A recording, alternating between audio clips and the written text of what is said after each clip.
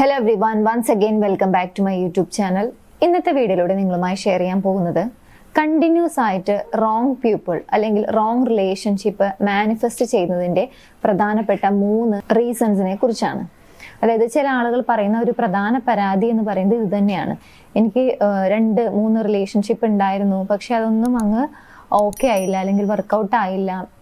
എൻ്റെ ഓപ്പോസിറ്റ് ഉള്ള ഒരു വൈബായിരുന്നു ആ വ്യക്തിക്ക്, അല്ലെങ്കിൽ കുറെ കൂടി ടോക്സിക് ആയിരുന്നു, അതുകൊണ്ട് ഒരു റിലേഷൻഷിപ്പും വർക്കൗട്ട് ആയില്ല എന്ന് പറയാറുണ്ട്.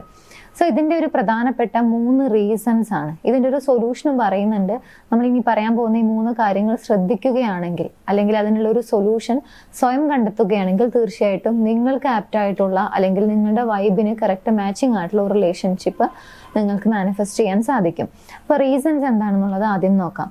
ഒന്നാമത്തെ പ്രധാനപ്പെട്ട റീസൺ എന്ന് പറയുന്നത് ലോ സെൽഫ് എസ്റ്റീം, അല്ലെങ്കിൽ ഒരു സെൽഫ് വർത്ത് എന്ന് പറയുന്ന ഒരു കാര്യം വളരെ കുറഞ്ഞു കാണുക എന്നുള്ളതാണ്. ഞാൻ ഒന്നിനും പോരാ, അല്ലെങ്കിൽ ഞാൻ അത്രയ്ക്ക് പോരാ എന്നുള്ള ഒരു തോന്നല് കൂടുതലായിട്ട് വരുന്ന സമയത്ത് സ്വാഭാവികമായിട്ടും കോൺഫിഡൻസ് കുറയും. അതായത് അവനവൻ്റെ സ്കില്ലിലുള്ള ഒരു കോൺഫിഡൻസ് ഇല്ലായ്മ, അല്ലെങ്കിൽ ഫിസിക്കൽ അപ്പിയറൻസ് ആയിരിക്കാം, അല്ലെങ്കിൽ മെൻ്റലി അത്ര സ്ട്രോങ് അല്ല എന്നുള്ളത് തോന്നുന്നതായിരിക്കാം, അല്ലെങ്കിൽ ഫിനാൻഷ്യലി അത്ര സ്റ്റേബിൾ അല്ല. അങ്ങനെ പല പല റീസൺ അല്ലെങ്കിൽ അങ്ങനെയുള്ള ലിമിറ്റേഷൻസിലേക്ക് കൂടെ കൂടെ കോൺസെൻട്രേറ്റ് ചെയ്യുന്ന സമയത്ത് സ്വാഭാവികമായിട്ടും ഇങ്ങനെ കോൺഫിഡൻസ് കുറയും. ഇങ്ങനെ കംപ്ലീറ്റ് ആയിട്ട് അല്ലെങ്കിൽ ഒട്ടും കോൺഫിഡൻസ് ഇല്ലാത്തൊരവസ്ഥയിൽ നമുക്കുണ്ടാകുന്ന ഒരു കാര്യമാണ് ഈ ഒരു ലോ സെൽഫ് എസ്റ്റീം, അല്ലെങ്കിൽ നമ്മുടെ സെൽഫായിട്ടുള്ള ആ ഒരു വാല്യൂ വളരെ കുറഞ്ഞ രീതിയിൽ, അല്ലെങ്കിൽ അതില്ല എന്നുള്ള രീതിയിലൊക്കെയുള്ള ഒരു തോന്നൽ, അല്ലെങ്കിൽ അത് സ്ട്രോങ് ആയിട്ട് വിശ്വസിക്കുന്ന ഒരവസ്ഥ.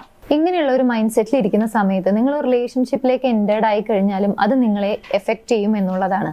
മാത്രമല്ല, ഓപ്പോസിറ്റ് നിൽക്കുന്ന വ്യക്തി നിങ്ങളെ കറക്റ്റായിട്ടല്ല ട്രീറ്റ് ചെയ്യുന്നത്, ഒരു പക്ഷേ ടോക്സിക് ആയിട്ടാണ്, അല്ലെങ്കിൽ നിങ്ങൾ എങ്ങനെയാണോ ആഗ്രഹിക്കുന്നത് അതിന് നേരെ വിപരീതമായിട്ടാണെങ്കിൽ പോലും നിങ്ങൾ ആ റിലേഷൻഷിപ്പിൽ ഇങ്ങനെ പിടിച്ചു നിൽക്കുന്ന ഒരവസ്ഥയായിരിക്കും. കാരണം നിങ്ങൾക്ക് കോൺഫിഡൻസ് കുറവാണ്, അല്ലെങ്കിൽ ലോ സെൽഫ് എസ്റ്റീം ആണ് എന്നുള്ളത് കൊണ്ടാണ്. അപ്പോൾ ആ ഒരു കാര്യം മാറ്റിയെടുക്കണം, അല്ലെങ്കിൽ നിങ്ങൾ ആഗ്രഹിക്കുന്ന ഒരു റിലേഷൻഷിപ്പ് നിങ്ങൾക്ക് മാനിഫെസ്റ്റ് ചെയ്യണമെന്നുണ്ടെങ്കിൽ ആദ്യം ചെയ്യേണ്ട കാര്യം ആ ഒരു ലോ സെൽഫ് എസ്റ്റീം എന്നുള്ളത് മാറ്റിയെടുക്കുക എന്നുള്ളതാണ്. അതിനായിട്ട് ആദ്യം ചെയ്യാൻ പറ്റുന്ന ഒരു കാര്യം കോൺഫിഡൻസ് ഇൻക്രീസ് ചെയ്യുക.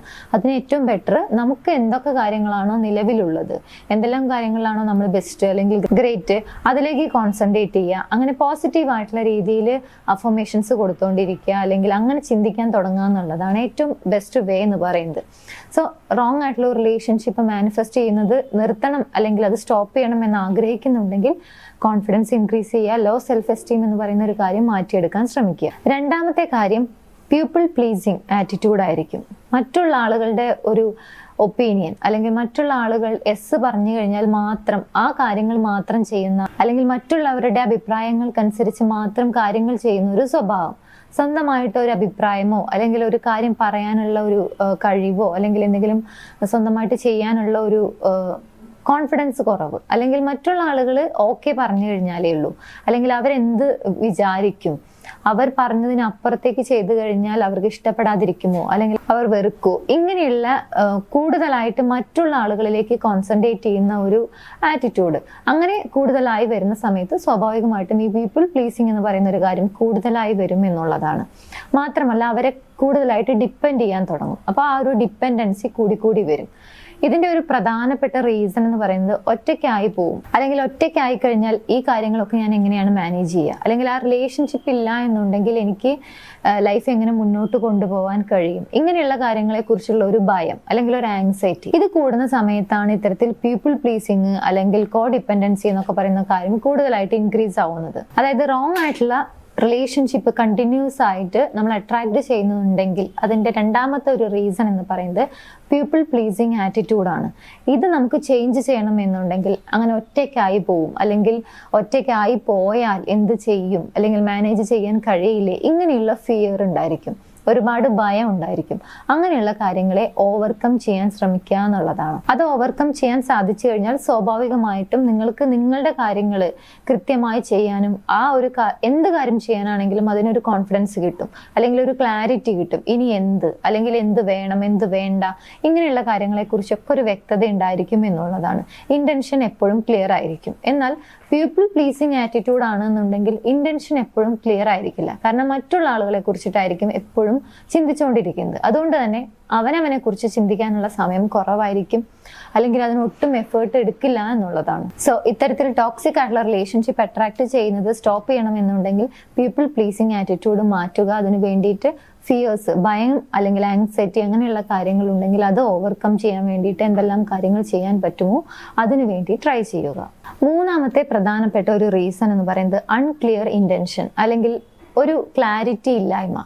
ഒരു പക്ഷെ അത് റിലേഷൻഷിപ്പിനെ കുറിച്ചായിരിക്കാം, അല്ലെങ്കിൽ മുന്നോട്ടുള്ള ലൈഫിനെ കുറിച്ച് തന്നെ ആയിരിക്കാം. ഒരു കാര്യത്തിനെ കുറിച്ചും വ്യക്തമായിട്ടുള്ള ഒരു ധാരണ ഉണ്ടായിരിക്കില്ല, അല്ലെങ്കിൽ ഇനി എന്താണ് ചെയ്യാൻ പോകുന്നത്, അല്ലെങ്കിൽ എന്താണ് നിനക്ക് ആവശ്യം എന്നൊക്കെ ചോദിച്ചു കഴിഞ്ഞാൽ അങ്ങനെയൊന്നുമില്ല, അല്ലെങ്കിൽ അതറിയില്ല. ഇത്തരത്തിൽ എല്ലാ കാര്യങ്ങളെക്കുറിച്ചും ഒരു അൺക്ലിയർ തോട്ട്സ് ആണെന്നുണ്ടെങ്കിൽ സ്വാഭാവികമായിട്ടും നമ്മുടെ ലൈഫിലേക്ക് എന്ത് വന്നു കഴിഞ്ഞാലും അതിലങ്ങ് സെറ്റിൽ ചെയ്യുന്ന ഒരു അവസ്ഥ ഉണ്ടായിരിക്കും. എന്നാൽ കോൺഫിഡൻ്റ് ആയിട്ടുള്ള, അല്ലെങ്കിൽ എന്ത് വേണം എന്ന് കൃത്യമായി മനസ്സിലാക്കിയിട്ടുള്ള ഒരു വ്യക്തിയെ സംബന്ധിച്ചിടത്തോളം അവരുടെ ലൈഫിൽ അവർ കുറഞ്ഞ രീതിയിലൊന്നും സെറ്റിൽ ചെയ്യില്ല എന്നുള്ളതാണ്. ചിലപ്പോൾ ഒരു ബാഡ് ആയിട്ടുള്ള രീതിയിലാണ് നിങ്ങൾ ഒരു റിലേഷൻഷിപ്പിൽ ട്രീറ്റ് ചെയ്യുന്നത് എന്നുണ്ടെങ്കിൽ അതിൽ നിന്നും മൂവ് ഓൺ ചെയ്യാൻ അവർക്ക് ഒരു കോൺഫിഡൻസ് ഉണ്ടായിരിക്കും. എന്നാൽ ഒരു വ്യക്തത ഇല്ലാത്തൊരു വ്യക്തിയെ സംബന്ധിച്ചിടത്തോളം മൂവ് ഓൺ ചെയ്യാനുള്ള ഒരു ധൈര്യക്കുറവ് അവിടെ എപ്പോഴും ഉണ്ടായിരിക്കും എന്നുള്ളതാണ്. അപ്പൊ ഇത് ചേഞ്ച് ചെയ്യണമെന്നുണ്ടെങ്കിൽ സ്വാഭാവികമായിട്ടും നിങ്ങളുടെ ഇന്റൻഷൻസ് ക്ലിയർ ചെയ്യുക.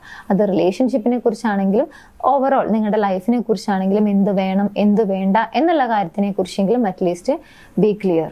ഇത്തരത്തിൽ ക്ലാരിറ്റി കുറവാണ് നിങ്ങൾക്ക് ഫീൽ ചെയ്യുന്നത് എന്നുണ്ടെങ്കിൽ അതിന്റെ ഒരു ബെസ്റ്റ് സൊല്യൂഷൻ എന്ന് പറയുന്നത് സെൽഫ് ലവ് മാക്സിമൈസ് ചെയ്യുക എന്നുള്ളതാണ്. നമ്മൾ നമ്മളെ തന്നെ അറിയാൻ ശ്രമിക്കുക, നമ്മളെ തന്നെ ഇഷ്ടപ്പെടാൻ ശ്രമിക്കുക, നമുക്ക് ഇഷ്ടമുള്ള കാര്യങ്ങളിലേക്ക് കൂടുതലായിട്ട് കോൺസെൻട്രേറ്റ് ചെയ്യുക. അങ്ങനെയാകുമ്പോൾ നമുക്ക് സ്വാഭാവികമായിട്ടും ഹാപ്പി ആകാൻ സാധിക്കും.